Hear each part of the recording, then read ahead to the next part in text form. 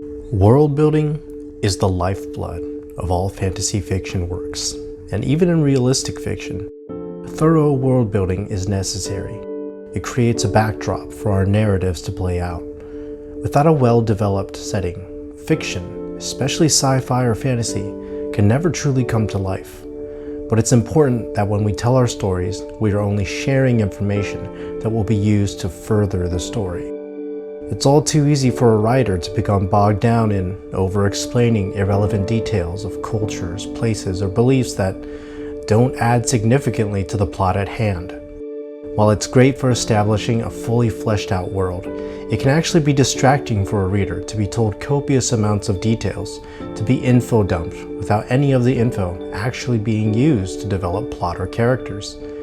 In order to come alive and play an active part in our stories, the world building that is introduced in our work should have a sense of connection and resolution in the plot, even if it's just in a small way. When I finished the first few chapters of my own novel in progress, I realized that I'd made a grave mistake in world building. Namely, I'd done too much of it. This was both good and bad in several ways, but the biggest problem that I now faced was that when it actually came time to begin writing, I kept trying to weave in loads of background information in hopes that it would ground my readers in my world. I trapped myself into not knowing which of the world building was relevant or not, and I didn't realize it was a problem until one of my beta readers told me that I wasn't letting my piece have room to breathe. I realized I needed to let the world unfurl as the story was going along, so that as the characters discovered the world, so too would the readers. In response, I created a method for world building that allows me to still be creative, but also in a way that doesn't get me into a situation where I've extensively constructed a world and now can't decide what should be excluded or not. Keep in mind that as far as world building goes, this video is meant for the purposes of weaving it into a story. World building, just for the sake of creating a world, can otherwise be done without limit. The method I use is one that I found to be helpful in streamlining my skills as an author. Using this method, I can actually develop my setting in a way that does not overload the plot with unnecessary info dumps. It's a process with 4 points or phases, and it requires a bit of jumping around. The key is that the focus is on developing the world as the story is written. The method works like this. Instead of all the extensive world building before writing a story, you instead separate and prioritize your world building around these 4 elements as you write the story. They are 1. The concept, 2. The plot, 3. The characters, and 4. The lore. When I talk about world building around the concept of a story, the process might seem quite similar to the usual method in which we world build. Typically, we'll come up with a new idea and think of how fascinating it would be to see it play out in a story. Then we start to think of how the world would be shaped in order for that idea to be possible.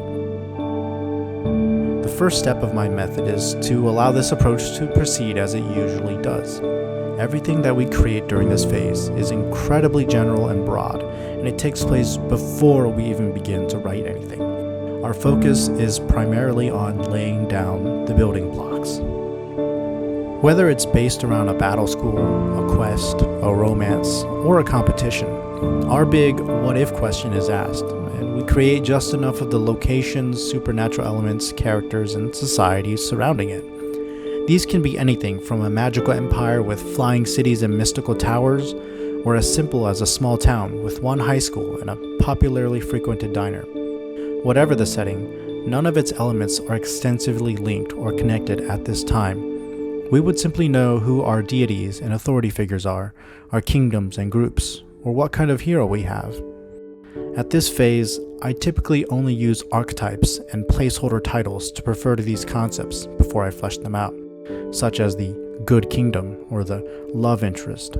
They don't have elaborate backstories yet, but good ideas for their character arc, themes, and personality should be getting tossed around. The idea here is to do just enough world building without letting ourselves become too bogged down in perfecting our concept before we even begin.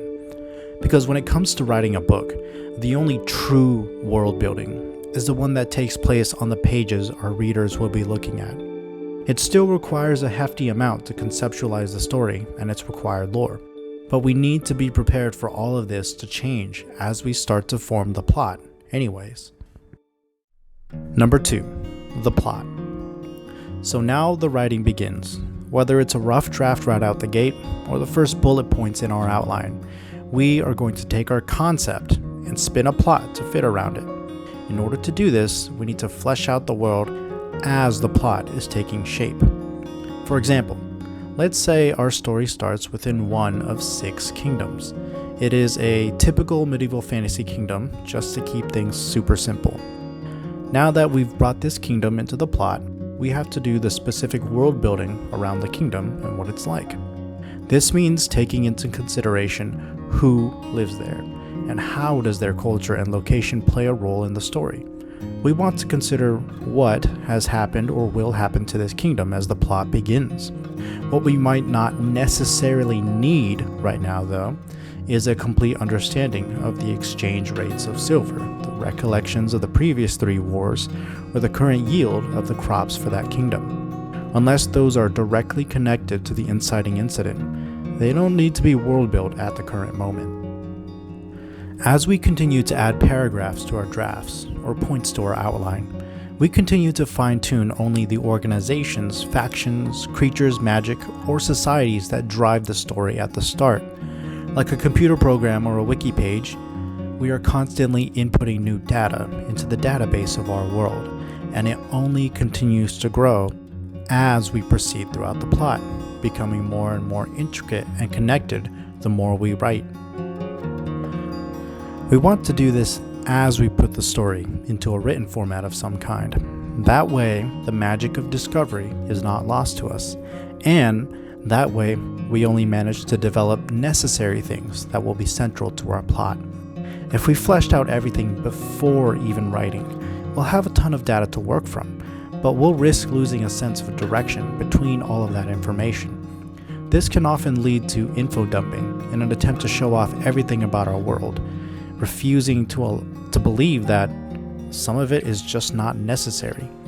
Instead, effective writers will slowly feed the world building to the readers over the course of the plot, answering questions and providing payoff to any earlier hints.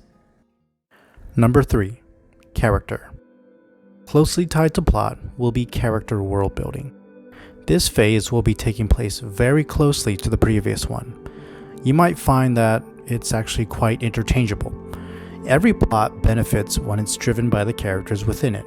So as we plan out the plot, we're going to have to be planning out the characters as well. In the concept, you'll remember that we've already added some world building around our characters. Now, we're going to do some fine-tuning. Firstly, it's natural to have already created complex characters long before we begin writing about them. But we should also be careful not to cram too much of that character's background into their introduction. We want to have an iconic entrance to our story, sure, but we also have to let them breathe a bit. We don't want to rush in and share all of the hard work we've done all at once with this character, as tempting as it is. Remember, withholding information from your readers is just as important as giving them that information. Naturally, both here and with the plot, we'll keep asking ourselves these questions, and naturally, we'll return to our original concept and refine it to include the answers. Our database of the world increases, and then we can proceed to develop the plot once more. Once the plot advances yet again, we create and introduce more of the world for our readers, which allows us to either meet new characters or have our current characters make decisions that will define them and change the world around them. Either of these will force us to go back to the concept and world build yet again, whether it's a new character background or the reasons why the world might change based on their actions. Whatever the character decides to do next, we have to adapt our world building to accommodate for it. When they make a decision that prevents them from joining the group they originally wanted to be in, Maybe they're exiled and end up leaving to live in the next kingdom over. As the plot takes them there, we world build that location and its culture. And when they meet new characters there, we have to world build that character's backstory and their associated ties, factions, powers, you name it. Every time the plot is developed, the world building has to develop. And in order to keep developing the plot, the characters have to develop, which causes more world building as well. Each time this cycle repeats, our database of the world gets larger and larger. During revisions, and even as we attempt our first draft, our world building will always be subject to change and growth. While more conventional world building has us developing this database before we even write, this model of world building has us adding more and more during the process of writing. Because the truth is, we'll be doing this anyway when we go through and make revisions, regardless of how much or little world building we have. Changes to the world are inevitable, whether it's the first draft or the fifth draft. So after doing this enough times, eventually you'll reach the end of your story. You'll have jumped back and forth between building a world as your plot demands and fleshing out that world to enhance your character stories, all of which culminate in a thoroughly developed narrative. Every bit of world building will have aided you in telling your story and will be fleshed out along the way. And that's the end of the outline or rough draft. It then becomes time to revise.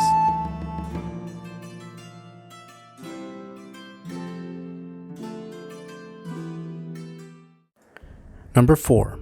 Lore. While there was a higher concept the entire time we developed our story, our primary focus was on developing only the pertinent world building as they applied to the characters and plot. This was done to ensure we didn't lose focus and wouldn't find ourselves paralyzed with the daunting task of deciphering which pieces of our richly created world should we use and which should we exclude. But because we've only developed world building as was necessary at the time, we've charted a clear course from the start of our story to the end of our story. Now, we get to go back and world build the finer details of everything else in the lore. Here is where we can go ahead and detail the economic exchange rates, the military histories, religious customs, courtship and marriage rituals, or the yields of crops. If any extraneous details haven't already appeared in your story by necessity, you can world build them here to your heart's content. The best part is that you might create something and think, this would be great to weave into the story during revision. It might enhance a passage or a character arc. But if it doesn't fit, you can painlessly keep it excluded, or you can shelve it for a future plotline. All of it serves to make writing and revising much more painless. Once you world build all of the background details that you want, your revised world will have more of a polished and lived-in feel to it. So that's how my method of world building works. There are 4 phases to prioritize, and they each constantly loop back into one another, allowing the world building to grow while in the process of making the narrative grow. I do this way because I am a personal offender of info dumping and throwing in excessive world building details that simply don't matter to the story at hand. Focusing only on what lore the plot and characters need allows me to gradually teach myself what information to include and what to withhold.